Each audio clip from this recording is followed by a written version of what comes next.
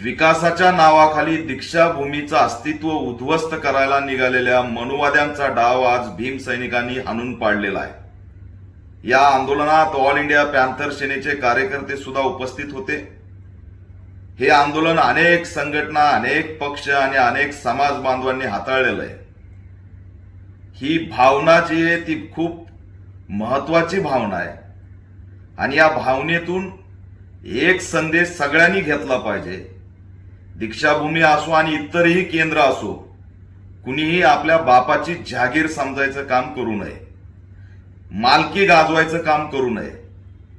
जेव्हा जेव्हा मालकी गाजवायची भूमिका इतरला कुणी घेतो तेव्हा तेव्हा समाज उद्रेक झाल्याशिवाय राहत नाही, हे पुन्हा एकदा आज सिद्ध झालेलं आहे। या आंदोलनाला ऑल इंडिया पॅन्थर सेनेचा सुरुवातीपासून पाठिंबा आहे। समितीने आता हे काम स्थगित केलंय। विधान भवनातून देवेंद्र फडणवीसांनी सुद्धा हे काम स्थगित केलं असं जाहीर केलंय। परंतु माझा त्यांना प्रश्न आहे की 9 महिन्यापासून तुम्ही दीक्षाभूमीचं उत्खनन करताय, गुपचूप विकास आराखडा फायनल करून काम सुरू करताय, देशाचं केंद्र आहे म्हणून तुम्ही आज विधान भवनात सांगताय।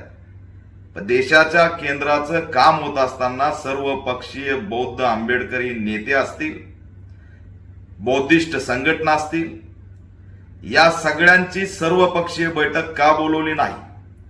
इतरांच्या मुद्द्यावरती तुम्ही सर्वपक्षीय बैठक बोलवता, मग त्या आरक्षणाचे मुद्दे असतील, अनेक काही मुद्दे असतील। मग दीक्षाभूमी सारख्या देशव्यापी जगातल्या सर्वात मोठ्या बौद्धिस्ट केंद्राचं विकासाचं काम होत असताना त्या ठिकाणी का सर्वपक्षीय बैठक बोलून विकास आराखडा फायनल करता आला नाही?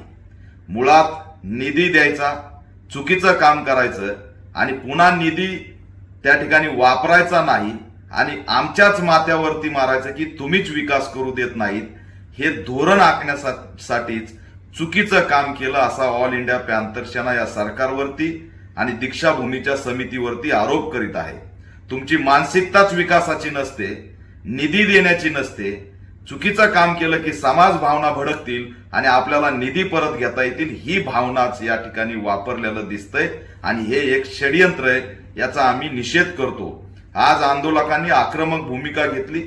गेल्या अनेक महिन्यांपासून सातत्याने ते पाठपुरावा करतायत, पण काम थांबत नव्हतं आणि म्हणून हा आक्रमक भूमिकेतून त्या ठिकाणी उद्रेक झालेला आहे। या उद्रेकानंतर कुणावरही पोलीस केस करण्याचा, गुन्हा दाखल करण्याचा, कार्यकर्त्यांची धरपकड करण्याचा प्रयत्न तिकडल्या पोलीस यंत्रणेने करू नये, अन्यथा हे आंदोलन राज्यव्यापी होऊन याचा उद्रेक महाराष्ट्रभर झाल्याशिवाय राहणार नाही, असा इशारा सुद्धा ऑल इंडिया पॅन्थर सेनेच्या वतीने देतोय।